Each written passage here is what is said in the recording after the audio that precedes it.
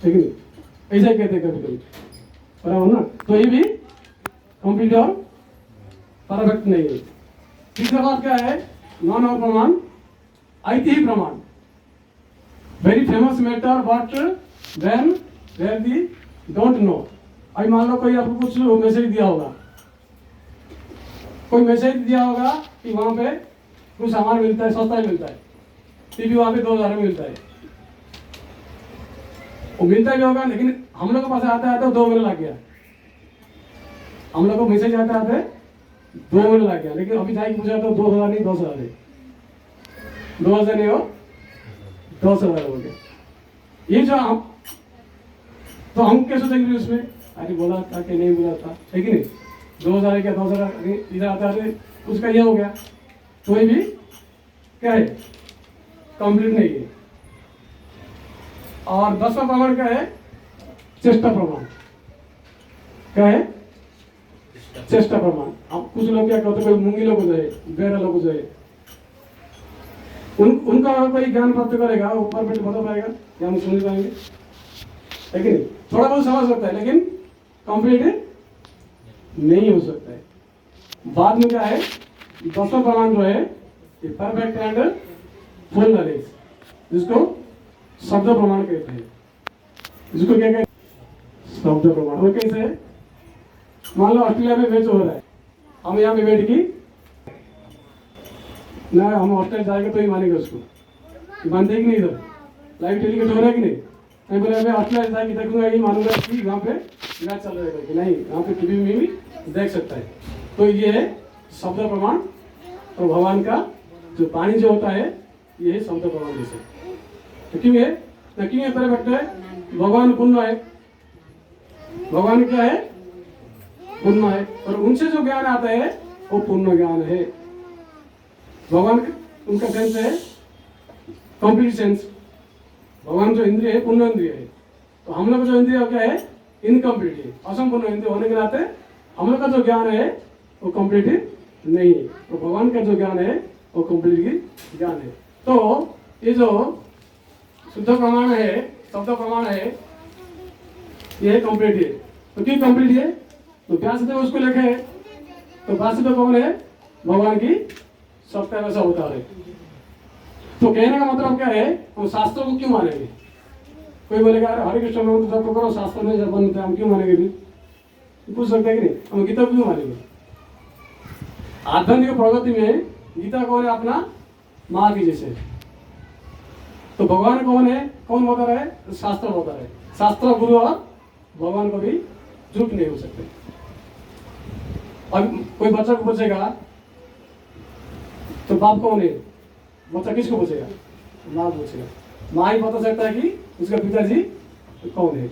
इसलिए भगवान कौन है, गुरु कौन है, वो क्या करना चाहिए, वो क्या नहीं करना चाहिए, ये सब तो शास्त्र के माध्यम से जाना जा सकता है। और भगवान जो है वो क्या है, पुण्य ज्ञान है, उनसे जो ज्ञान आता है वो क्या है, पुण्य है, क्योंकि भगवान पुण्य है। जैसे हम पढ़ते कि ओम नमो पुण्यविद पुण्याय पुनः मुदुच्यते, और आता है कि नहीं श्लोक, तो भगवान सब जो है वो पुण्य है, उनसे जो ज्ञान निकलता है वो क्या है, वो पुण्य ज्ञान है।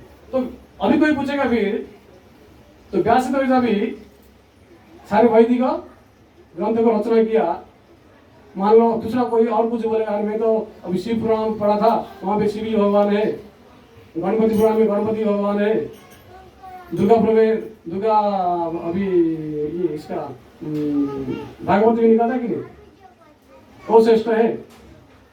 सारे लोग जब यहाँ पे आएंगे, विभिन्न प्रकार का आध्यात्मिक मार्ग है, तो सब लोग क्या करेंगे इधर आगे, अरे मैं तो बोला था वो कैसे कहा था, उसका फिर उनको ही भागवत व्यास में लिखा है ना, है कि नहीं, हमारे में तो शिव पुराण पढ़ा है, शिव श्रेष्ठ में कृष्ण की मानूंगी, है कि नहीं।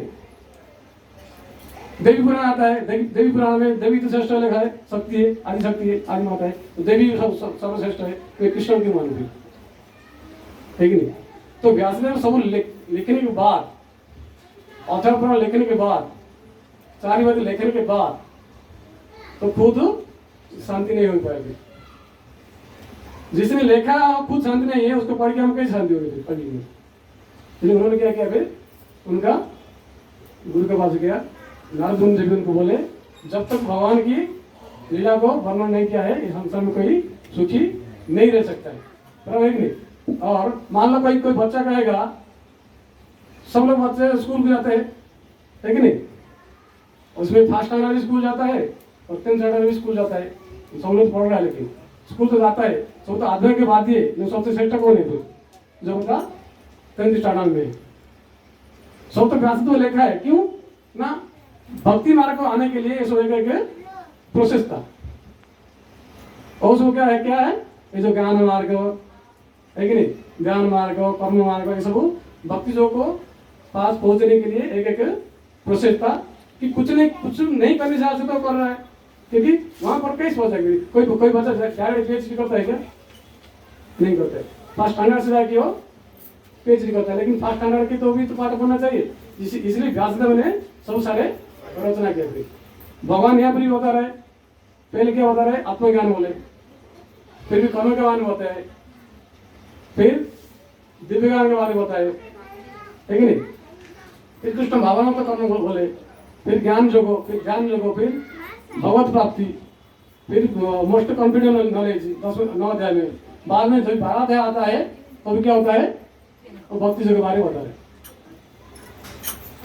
तब ये सबको पता हो गया, तो भगवान से जो ज्ञान आता है वो क्या है, शुद्ध और पूर्ण ज्ञान। तो भगवान यहाँ पे क्या कह रहा है, फिर जीवन स्वरूप है निष्ठ कृष्ण जलासा, है कि नहीं, बराबर।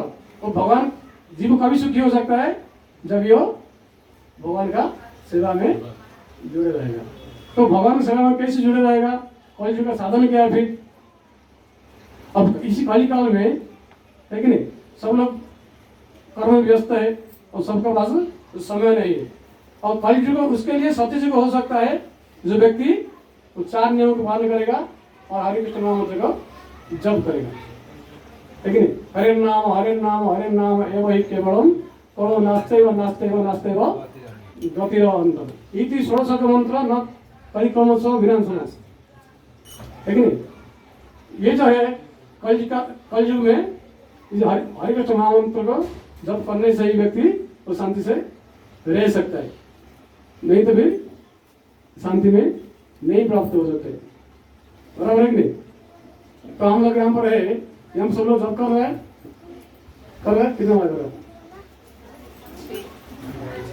बाकी सब लोग आप तो कर रहे हैं, आप 6 तो बराबर ना। तो हरिनाम ही क्यों करना चाहिए, तो सत्य जो लोग में क्या करते थे, लाखों साल जीते थे। उस समय क्या करते थे, 60-70 साल तपस्या करने जाते थे, है कि नहीं, सत्ययुग में। उसके बाद क्या हुआ फिर, त्रेता में लोग क्या कर रहे हैं, यज्ञ कर रहे हैं। क्योंकि उस समय क्या होता था, यज्ञ करने, उस समय का युग धर्म था कि यज्ञ करने से व्यक्ति भगवत प्राप्ति होगा। और सत्ययुग में युग धर्म था, तपस्या करने से लोग भगवत प्राप्ति होगा। लेकिन सत्ययुग में जो लोग तपस्या कर रहे हैं, आज कोई तपस्या कर सकता है,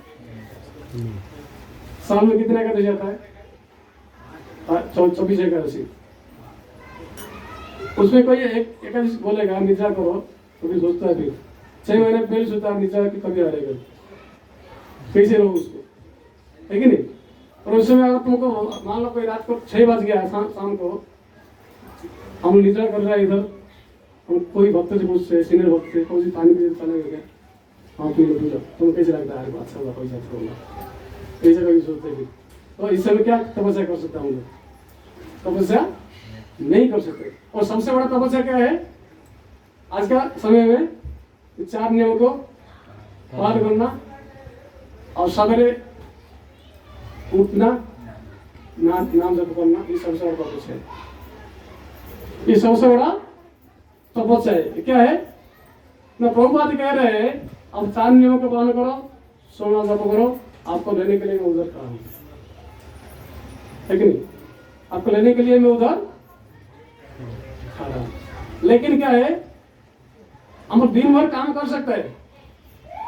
कोई वर्कर को बोलेगा दिन भर खेती में काम कर, तो कर सकता है, लेकिन 2 घंटा बैठ के जप नहीं कर सकता। 2 घंटा बैठ के जप नहीं कर सकते। और माया का वही प्रभाव है, क्योंकि भगवान ने पहले क्या होता है, कुष्ठ बोली बद जीव भगवान से करे निकट तो ना करे झपटिया करे। तो हम लोग का जो स्वभाव क्या है, हम प्राइमरी काम को कोई भी इम्पोर्टेंट नहीं देते हैं। तो भक्ति विनोद ठाकुर कह रहे हैं कि प्राइमरी काम और सेकेंडरी काम। तो भक्ति में जो है, अभी मान लो कोई यही सत्संग में आने का है, ये तो मंदिर का जाने का है, तो हम दुनिया बहाने करते हैं। हम क्या करते हैं, दुनिया प्रकार का बहाना होता है। मान लो आज क्रिकेट मैच है, इंडिया पाकिस्तान फाइनल मैच है, कंपनी में क्या कहते हैं, फिर मेरा माँ का तबीयत ठीक नहीं, माँ को बीमार कर देते। फिर क्या कहते हैं, माँ को बीमार करते जरा छुट्टी लेके आके टीवी देखते हैं। कंपनी में बोलते हैं मेरे पास दिखा जाना है या मंदिर जाना है, ये बोलते हैं।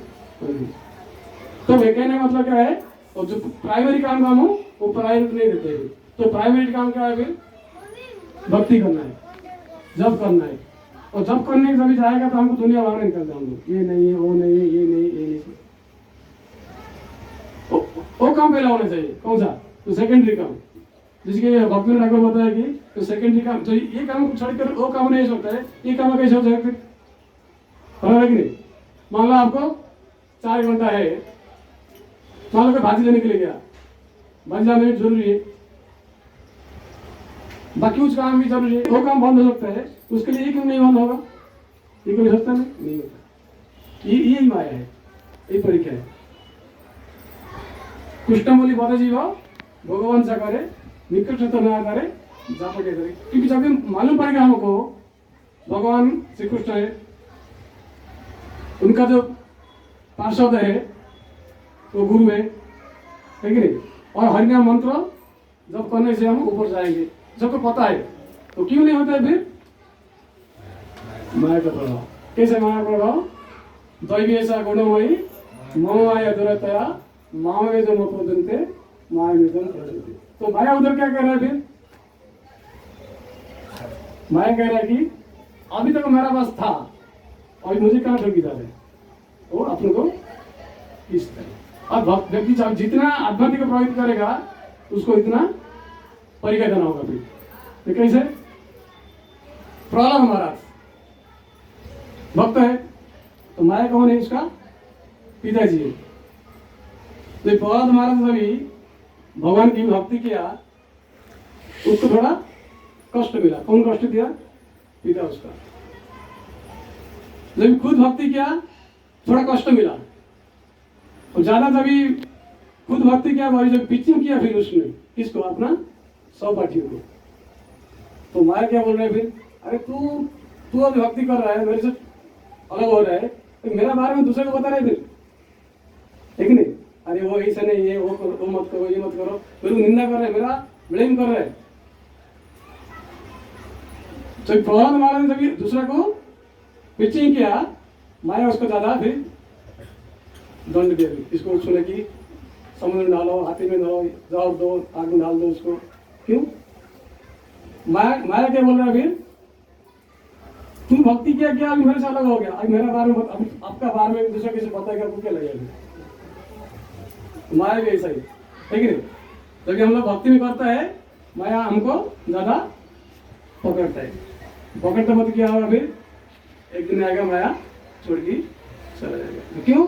तो भी ऐसा गुण भाई मम माया दूर होता है। तो भगवान क्या कह रहे हैं इधर? ये कोई साधारण माया नहीं है, ये कोई साधारण माया नहीं है, मम माया, मेरा माया, विष्णु का माया है। तो उससे कठिन है उसके पार होना। तो माया के साथ भक्ति करना मतलब क्या है? माया के साथ फाइट करना। भक्ति करना मतलब क्या है? तो फाइट करना मतलब भगवान से फाइट करना, लेकिन भगवान से फाइट नहीं कर सकते। इसलिए माया देवी को प्रणाम करना चाहिए। हे माया देवी मेरा साइड में हट जाए। भगवान से शक्ति से फाइट करना मतलब उनसे फाइट करना है, बराबर है कि नहीं? इसलिए कहने का मतलब क्या है? तो हमको ये सब चीज में डिटरमाइंड होना चाहिए, है कि नहीं? कैसे डिटरमाइंड होना चाहिए? हमेशा भक्त का संग रहना चाहिए, उत्साह निश्चय धैर्य ततर्कम प्रबोधन, है कि नहीं?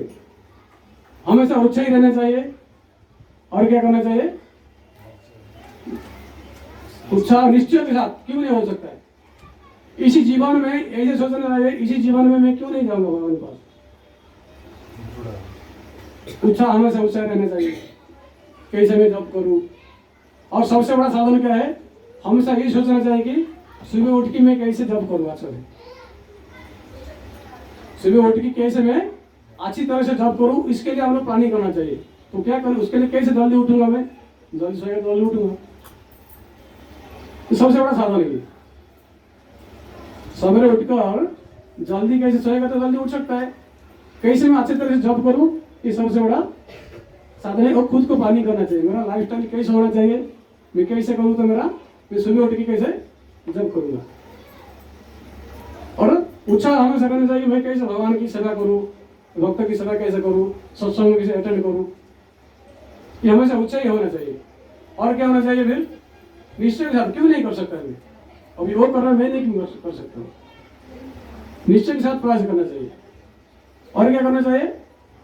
धैर्य रखना चाहिए, विचलित नहीं होना चाहिए।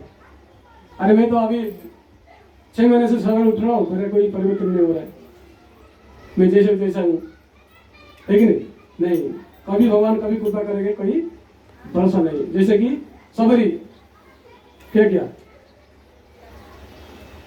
सबरी ने उनका गुरु बोले कि बाकी लोग तो राम को मिलने के लिए जाते हैं, लेकिन मैं वचन देता हूँ तुमको मिलने के लिए भगवान आएंगे।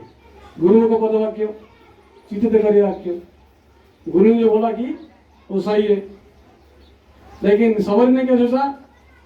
कभी आएंगे कुछ बताया नहीं, राम जी आएंगे।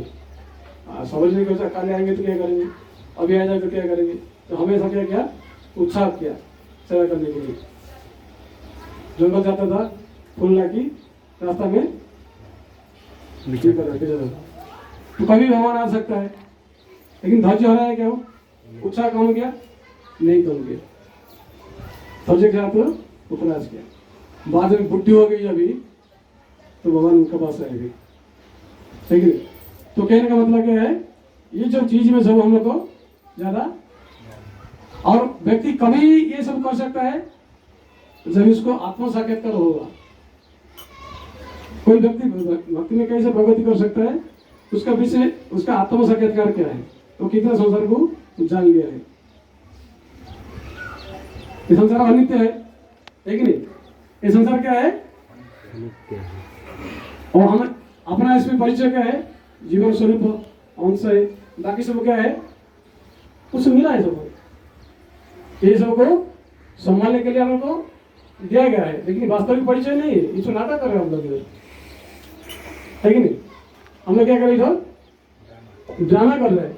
तो ड्रामा में कोई बोलेगा मेरा वास्तविक स्वरूप है तो अज्ञान है कि नहीं? अज्ञान है कि नहीं? तो आत्मा साक्षात्कार जितना जिसका है वो भक्ति में उतना वो प्रगति कर सकता है। और कभी कभी क्या होता है, कई बार शुद्ध भक्त को देख की ये भी है, शुद्ध भक्त को देखने के बाद क्या होता है, हम उसका जैसे प्रयास करता है, कभी गिर भी सकता है आदमी, ये भी है। तो कहने का मतलब क्या है?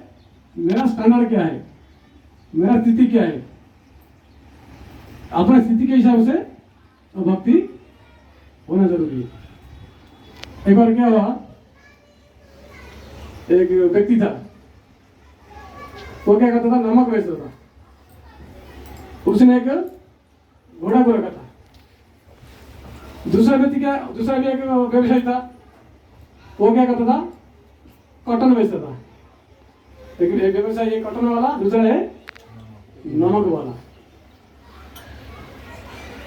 तो जब ये नमक वाला नमक लेके गया गोनी भर की, रास्ता में एक नदी आया, रास्ता में एक नदी आया, नदी आया तो घोड़ा तो थोड़ा चला गया। तो घोड़े के दो बाजू से नमक का गोनी है, थोड़ा इतना सा पानी था नदी के अंदर, घोड़ा इधर से जाएगा तो पार हो सकता है। वो घोड़ा क्या किया, जब पानी आया तो थोड़ा बैठ गया पानी में। तो घोड़ा क्या किया, थोड़ा पानी में 10 मिनट बैठ गया, जो नमक 30 किलो था वो 5 किलो कम हो गया, उसमें पानी में ये हो जाएगा, है कि नहीं, कम हो गया, और वो कूद के चले गए थे। तो उसका पीछे क्या हुआ, और जो कॉटन का व्यवसायी था वही गधा रखा था, वो क्या था कि गधा रखा था। तो गधा ने क्या किया, घोड़ा को देख के वो भी थोड़ा बैठ गया। कॉटन क्या पानी में पकड़ता है और 10 किलो ज्यादा हो गए। तो कहने का मतलब क्या है, कभी कभी हम क्या करते हैं, कोई महाराज का जैसा है और कोई अभी उसका पीछे में जाएगा उनका जैसा होगा, फिर कभी गिर भी सकता है। तो कहना मतलब क्या है, भक्ति की क्या है, बैलेंस होना चाहिए। भक्ति क्या है कि बैलेंस होना चाहिए। बैलेंस कैसे होता है, भगवान ये भी बता रहा है अर्जुन को, जीवन क्या है कि संतुलन है। जीवन क्या है कि संतुलन है। संतुलन रखना, भार में रखना जरूरी है। जैसे कि अत्याहार प्रजल्प नियम रूप गोस्वामी का नेक्टर ऑफ इंस्ट्रक्शन और नेक्टर ऑफ डिवोशन, भक्ति रसामृत सिंधु और उपदेशामृत, ये भक्तों के लिए सबसे बड़ा इंपॉर्टेंट है भक्ति में प्रगति करने के लिए। तो जरूर से ज्यादा नहीं सोना चाहिए, जरूर से ज्यादा नहीं करना चाहिए। मान लो आपको 3 घंटा नींद है या 4 घंटा नींद है और आपको कंट्रोल है तो ठीक है। अब 6 घंटा व्यक्ति सोएगा, है कि नहीं। मान लो आपको 3 घंटा नींद है, नहीं मुझे बोला कि 6 घंटा सोना है, 6 घंटा सोऊंगा, ऐसा नहीं। जितना कम से कम जितना कम करेगा तो उतना अच्छा है। तो भक्ति में कैसे कैसे भक्ति होगा, अपना स्थिति के हिसाब से भक्ति। मैं, मेरा परिवार ऐसा है कि नहीं, मुझे इतना लक्ष्मी आ रहा है, मैं कैसे करूँगा तो मेरा उद्धार होगा और मेरा परिवार का उद्धार होगा। इस प्रकार से हम लोग को भगवान के नाम को हमेशा जप करना चाहिए, हमेशा उत्साह होना चाहिए और धैर्य के साथ प्रयास करना चाहिए। ठीक है, कोई पौज कुछ बताएंगे, मेरे कुछ पौज में आगे का पालन किया। मेरा तो एक तो भाषा ठीक नहीं है, स्पीड बोलता हूँ और आपको समझ भी नहीं पाते। अभी पौज बताएंगे दो बार, पता नहीं 3 बज गया ना, अपन लिखा है।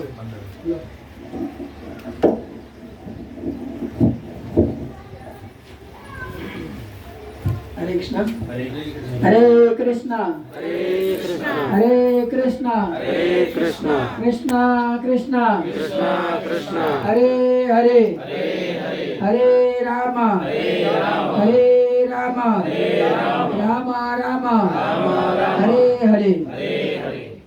प्रभु जी ने जो कुछ बताया आप लोग की समझ में आया, पीछे ओके, समझ में आया आप लोग को। मैं सब प्रश्न करने वाला, प्रभु जी ने तो बोल के छोड़ दिए, अभी मेरा प्रश्न रहेगा।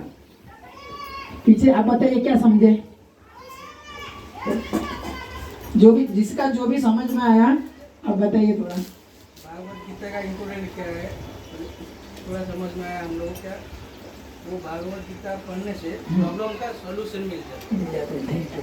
कुछ भी प्रॉब्लम रहेगा तो, और वो भागवत प्रभु जी ने बताया क्या ना, आदमी इतना पढ़ा लिखा करके भी सुसाइड करते हैं, तो वो ज्ञान नहीं है। इसमें मैं समझा ये थोड़ा ज्ञान रहता था तो उस टाइम आप लोग को कुछ प्रॉब्लम का सॉल्व मिल जाता था, हम लोग बच जाते थे। तो महात्मा गांधी भी एक भगवत गीता अपने खीसा में हमेशा रखते थे। उनको भी जब स्वाधीनता करने से पहले उनको भी बहुत सारे प्रॉब्लम आया, लेकिन उनके साथ में कौन था उसको उनको मदद करने के लिए, पापी गीता।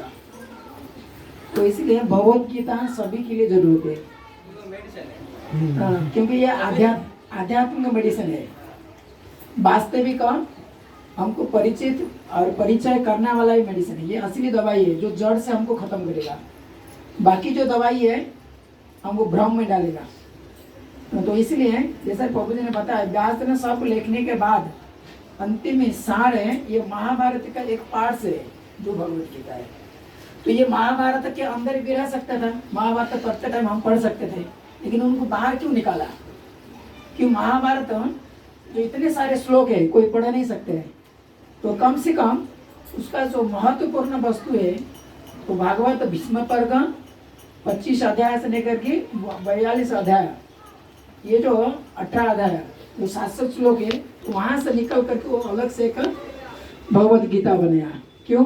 क्योंकि लोग आसान से इसको पढ़ के अपना जीवन में उतर करके अपने जीवन को शुद्ध, पवित्र और सुखमय बना सकते हैं।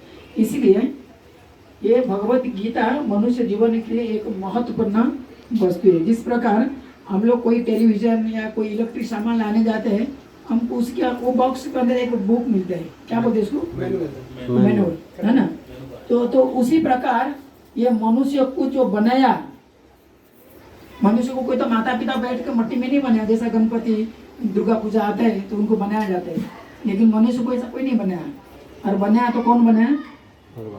हाँ, भगवान को अहम बीज पदम पिता, मैं ही बीज के माध्यम से माता पिता के गर्भ से मैं बीज डाला है। तो वो भगवान की कृपा से, कई लोग कितना प्रकार प्रयत्न करते हैं, फिर उनको बच्चा नहीं है, संतान नहीं है, क्यों नहीं? अपना अगर प्रयास में होता तो होता क्यों नहीं? क्योंकि उनके ऊपर भगवान की कृपा नहीं है। भगवान सबके हृदय में है, अब भगवान उनको बनाते हैं। तो जो भगवान उनको बनाते हैं, उसी बनाने वाला व्यक्ति कैसा है, क्या है, किसी चीज में बनाया गया है, उसके सारे जानकारी इस भगवत गीता में है। जैसा कोई हम इलेक्ट्रिक सामान लाते हैं, उसमें बुक आते हैं, हाँ, तो उसी प्रकार ये बुक है मनुष्य जीवन को पूर्ण बनाने के लिए। इसलिए भगवत गीता सभी के पास होना चाहिए और सभी लोग प्रत्येक दिन कम से कम 100 पढ़ना चाहिए। जो पढ़ेगा धीरे धीरे उसको भगवत गीता और भगवान में उसके मन लगेगा। तो आप भगवत गीता पढ़ते हैं रेगुलर? पढ़ते प्रभु? अब आज से पढ़ेंगे, अभी समझ में आया तो आज से पढ़ेंगे, कल से देखते हैं उनका।